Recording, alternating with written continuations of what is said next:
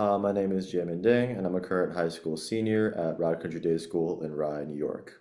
So the most recent project I did was called multi-wavelength classification of active and star-forming galaxies on the BPT diagram with machine learning. And essentially it was a project that involved taking two different types of galaxies that we commonly see through telescopic data and making classifications for them by sort of by using machine learning to by using machine learning and new data that was recently collected to kind of improve upon a previous empirical system that astronomers use.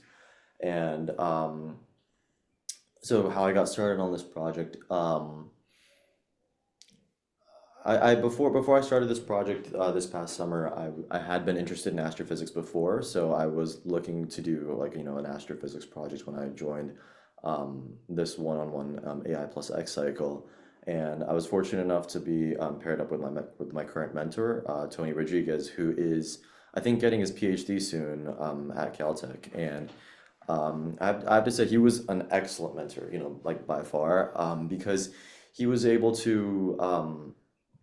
He was really able to like talk it through with me and understand like what I needed from him as a mentor and guide me through the project, not by giving me like the direct answer to everything, but really asking me the questions that led me to the answers, which I feel like was really important in helping me understand what I was doing and like why it was important.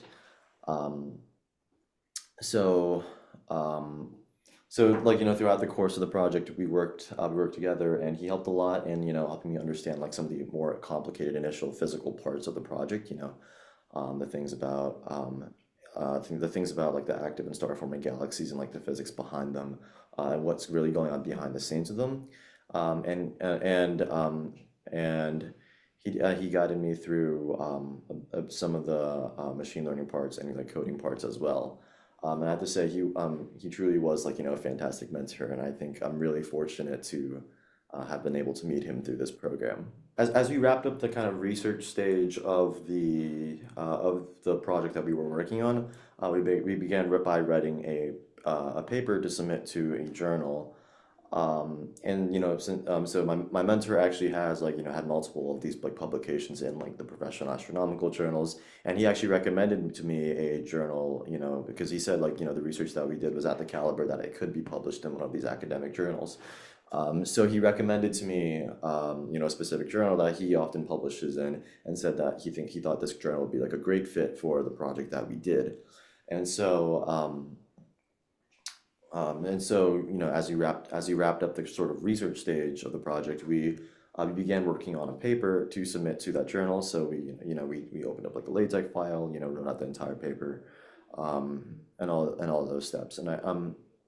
And this wasn't the first time that I had to write a paper. I had done a previous project with AI plus X, and I had had a paper published from that one as well. But this one I have to say was at like a completely different caliber, not only because of like the requirements needed to meet the standard of like a professional journal, but also because of I'd say the guidance my mentor gave me on this. And I really think that this experience writing the paper was really valuable to me because it actually helped me write more papers in the future, like some for research, some for other competitions.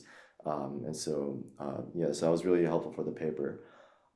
So the paper itself was submitted to the publications of the Astronomical Society of the Pacific, which is one of the premier professional journals in the field of astronomy, and it actually took quite a few rounds of revisions before it was published. But thankfully, we didn't give up on the publication, even though even after like four tries, there were still major revisions.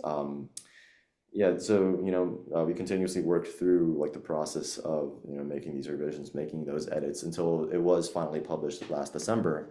And I have to say, the feeling when it was finally published was just so good. Like it's it was a pretty huge sense of accomplishment because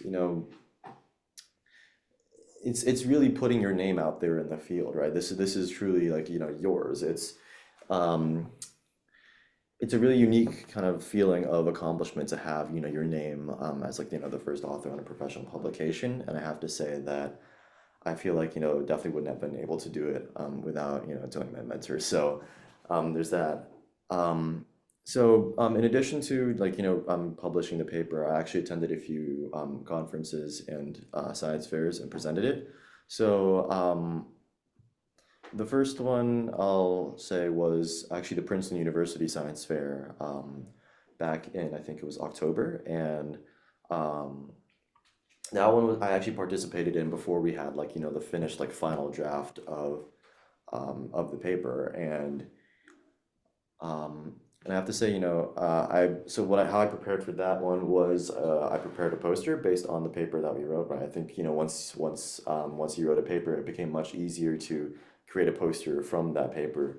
I actually practice presented a few times to my mentor, and he gave me some feedback. So, after a couple of practice presentations, I went to the actual science fair and ended up winning first place overall. So, that I feel, that was pretty, um, yeah, that was pretty great.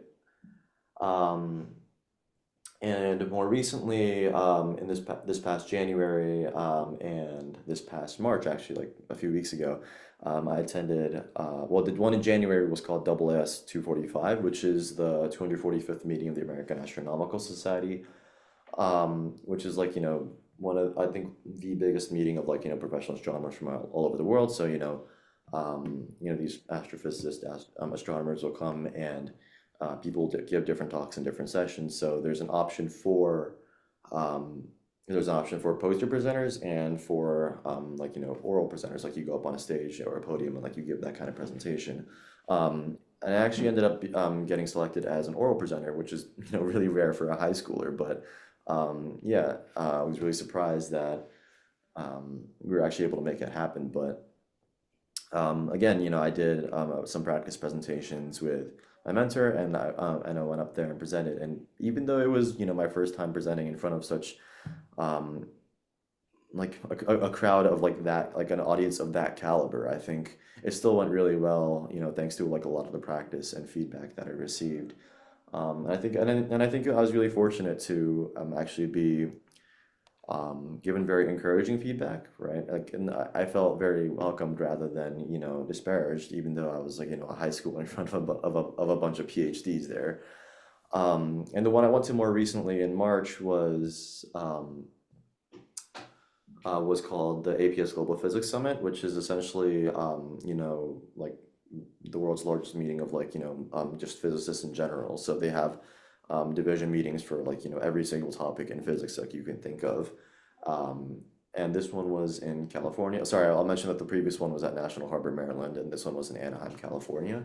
And so I actually got to go to Anaheim and give a talk on the same project in front of like, again, a group of professionals. And I'd say with both experiences, I'd say it was actually really encouraging, especially, getting to see the kind of cool work that everybody else there was doing, and also receiving really, like well thought out and helpful feedback on, this project.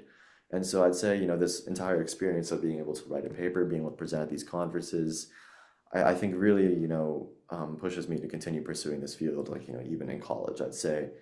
Um, I'm really thankful for like, this entire research experience because, it's been really long, but I'd say it's really inspired me to continue pursuing, and studying, the field of astrophysics in college. I want to say that, of course, I'd love to continue doing research. I think that,